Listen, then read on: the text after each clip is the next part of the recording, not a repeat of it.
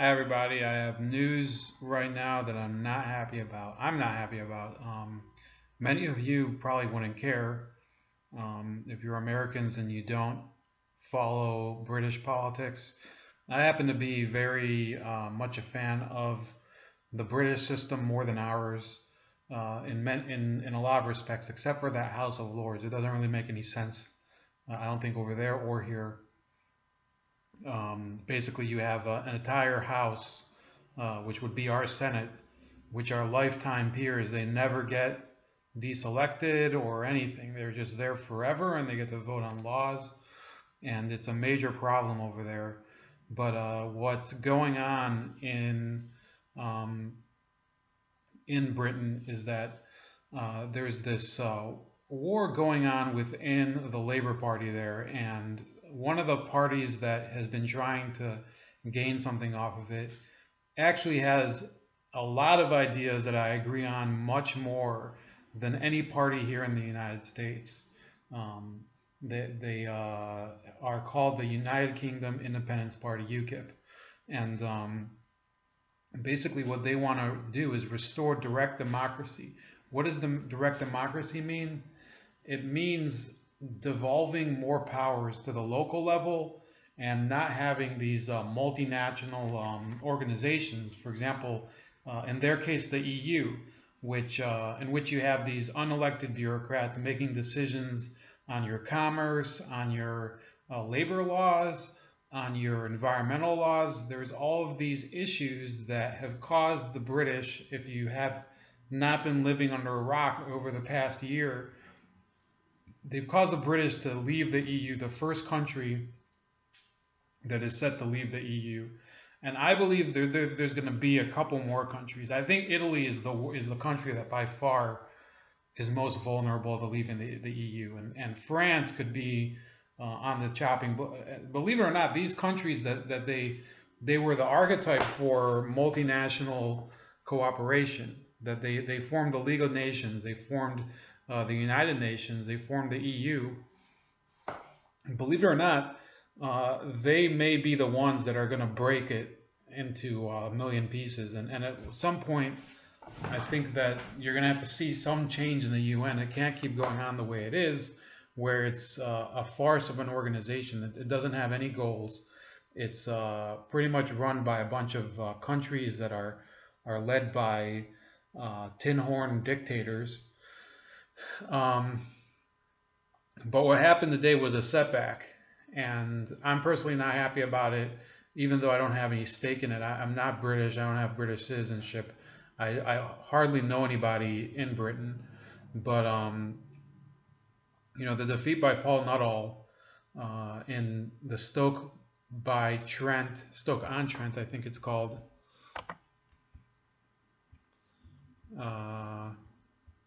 Stoke-on-Trent Central.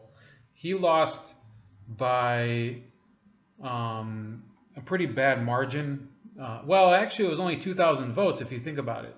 But parliamentary constituencies over there are very small, and Paul Nuttall had replaced the party's guiding light, Nigel Farage, who wasn't UKIP's founder, but he was the person who led it to become a popular movement that guided it to leading the British movement to regain independence.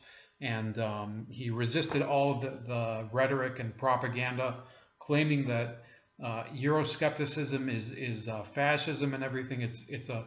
He's a fantastic person to lead a country, and it's not something that I say because I worship him. I'm just saying, what else can you ask for? He's somebody who's not pretentious about his habits. He openly smokes cigars and drinks, doesn't care about it. He doesn't pretend to be one of these yuppies that goes around and virtue signals that they're receptive of everything, and I don't care about the effect of Islam, and I don't care about the effect of immigration, and I don't care about the effect of globalization. He's not one of those politicians that took over Britain in the 80s and 90s, the ones that strengthened the EU and gave away the powers of the individual to a body that was in Belgium. Belgium being one of the least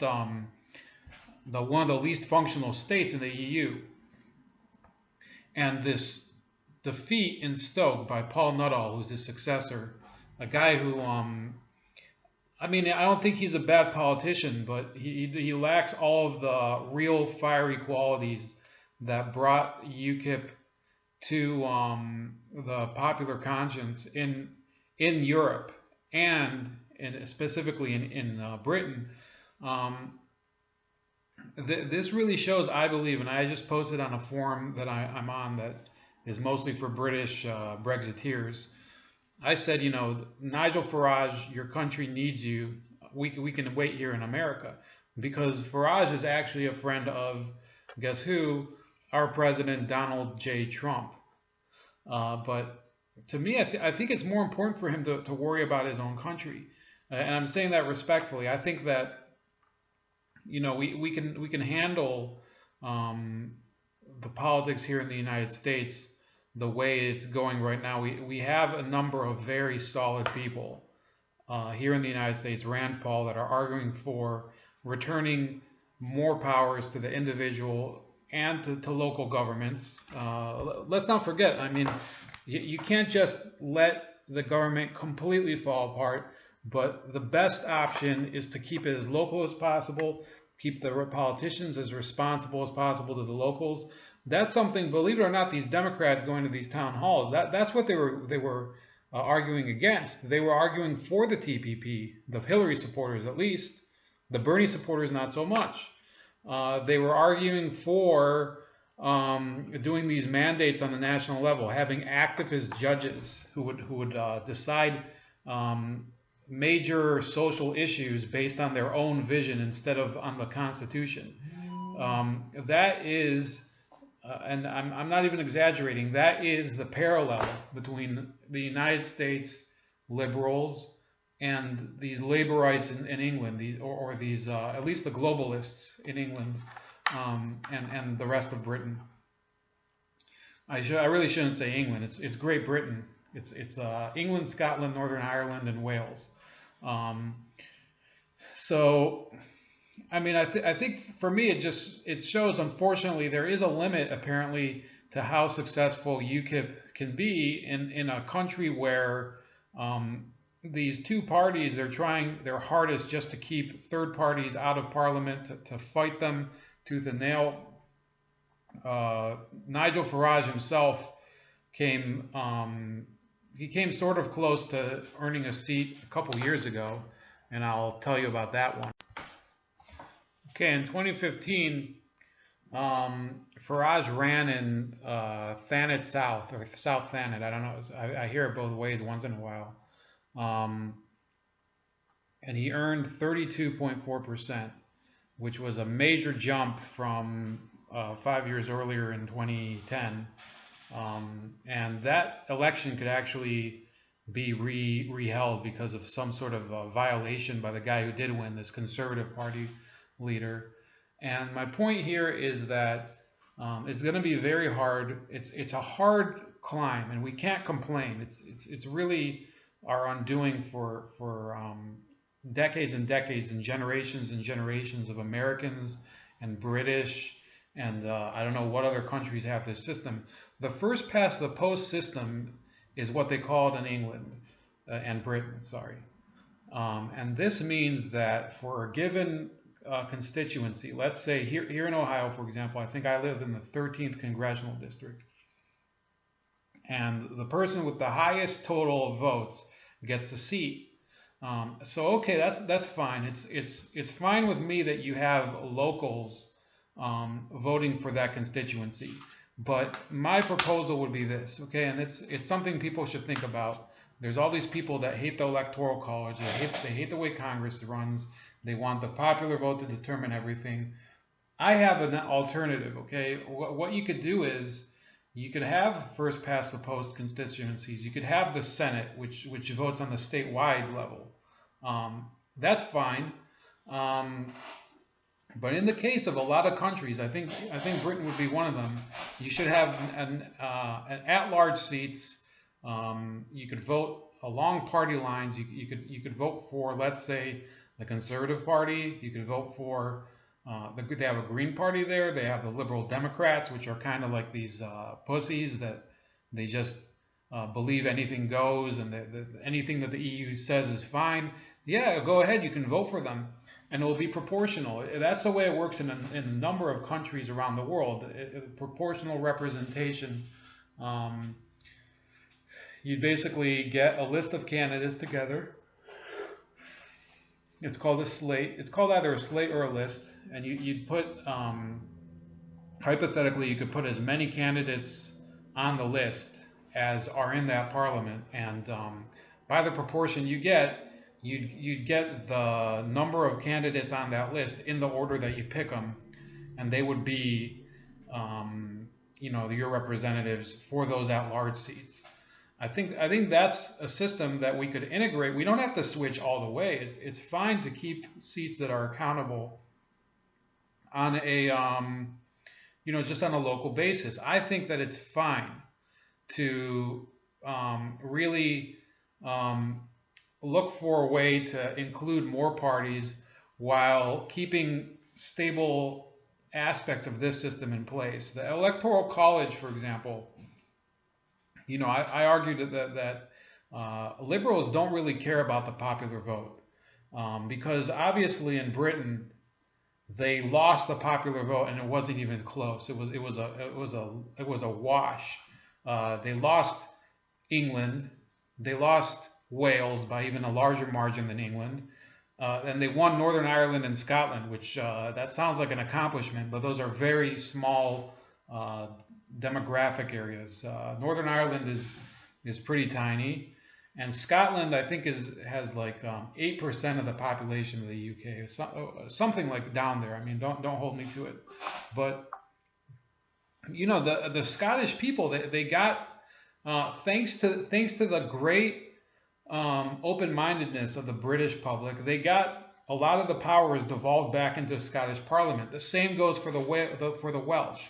The same goes for Northern Ireland, a country that's been fucked over for generations. The British have done so much to devolve democracy back to the people, but they haven't gone they haven't done it for the entire country. They haven't done it for the core country, the largest country within the United Kingdom, which is England.